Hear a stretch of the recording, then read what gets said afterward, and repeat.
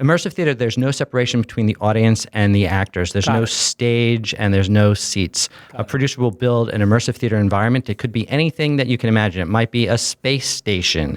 In our case, it's a 1920s speakeasy right here in San Francisco. So you build an immersive theater environment and then you populate it with performers, and the audience members are free to move throughout the space and encounter the performers in various rooms and in various places, doing a wide range of performance types.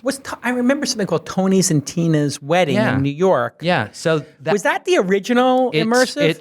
It's one of the originals. So the great thing about Tony and Tina's Wedding, or one of the things that makes it unique, is that it's largely improvised. Right. So the actors who are the guests and the principals in this wedding bring you in as family members and talk to you as if you're dear old friends or long lost family members. And so it's very highly interactive and very improvisational. Where did this emerge from? Is there a history earlier than Tony and Tina's Wedding? Because I just remember Tony and Tina's Wedding because they used to hire a lot of I wouldn't call them B actors, but I think even the reality star sort of crowd in the 90s or 80s, whenever that came out, I remember the Howard Stern cast members would be on it. Sure. And they'd be like, oh, go see Stuttering John at Tony and Tina's Wedding or whatever. Sure. And I was like, what is that? And they would throw him, I guess, in to get people to so that's an old trick that's been around with commercial theater forever, where you've got a show that's been running for a really long time, and it's just sort of juice it. You bring in the biggest name that you can get. Right. I'm not a theater historian. I can't tell you exactly when immersive theater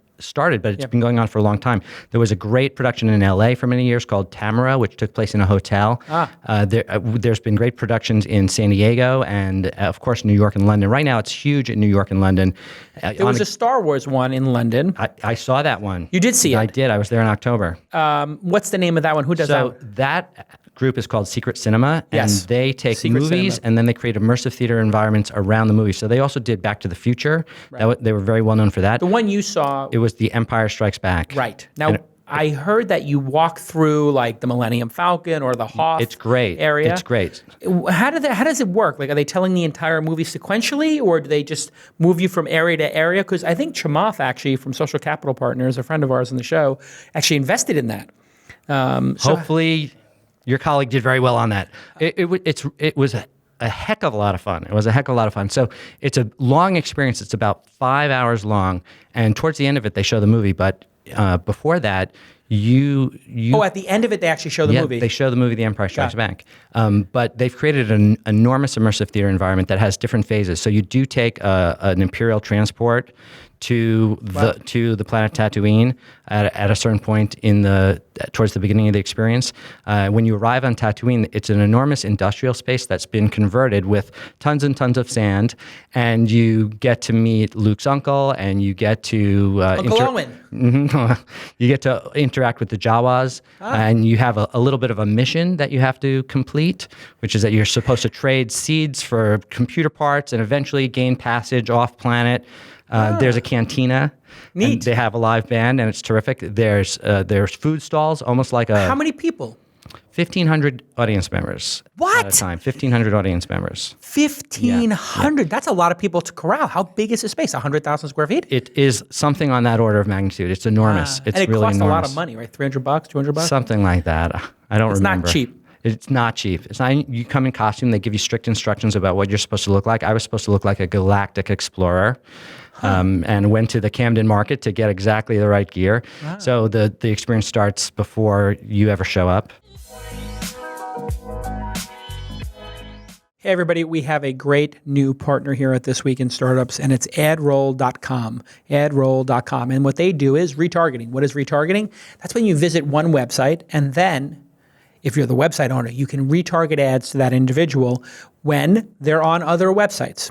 We've all seen this. You search for something on a website, and then when you're on Facebook or on Google or some other site, you see an ad that's not generic and boring and has nothing to do with what you're interested in or ugly. You see things that you're interested in. This is great for the consumer because they get ads that they would be interested in, and it's great for the publishers because the publishers get to make money from ads that are targeted And of course, it's great for the sites and the startups. One of our startups, as you know, I'm an investor in Rapify.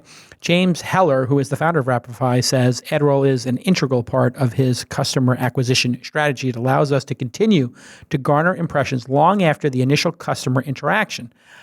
For example, somebody comes to the Rapify website. You can now then keep retargeting them and sending them different creative ways to engage with, say, their product, Rapify. It's also one of the most cost-effective tools to bolster any integrated marketing strategy. What he means there, James from Rapify, is, hey, it's super effective. If somebody comes to your website, you know there's someone interested. It's like they walked into your store, but they left. They weren't ready to buy, but they wanted to check out your store. Well, you know what? The second, third, fourth time, fifth time, that could be the charm. And this is why those ads are much more targeted and better for the person who's running the ads. It's basically more efficient for the entire ecosystem when it comes to it. And AdRoll is the most widely used retargeting platform. If you haven't heard of retargeting, look it up.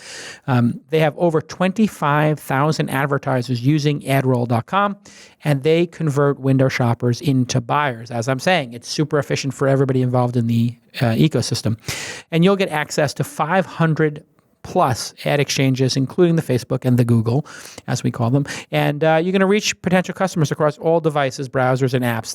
This balances usability with powerful performance. Machine learning and data science is used to bid on ads quickly and effectively. And so your budget's going to go further if you're a startup company or a marketer. And that eliminates all that wasted ad spend. You don't want to spend money on people who are not interested in your product. If they would never come into your store, why would you spend money on people who are not interested? I mean, think about it. Retargeting is just so brilliant. And it's a really new scientific way to do marketing, and people love it. People on all sides of the transaction love it. Established people like Pantheon and Doc Martens and thousands of emerging businesses are using AdRoll, and you can get $100 credit.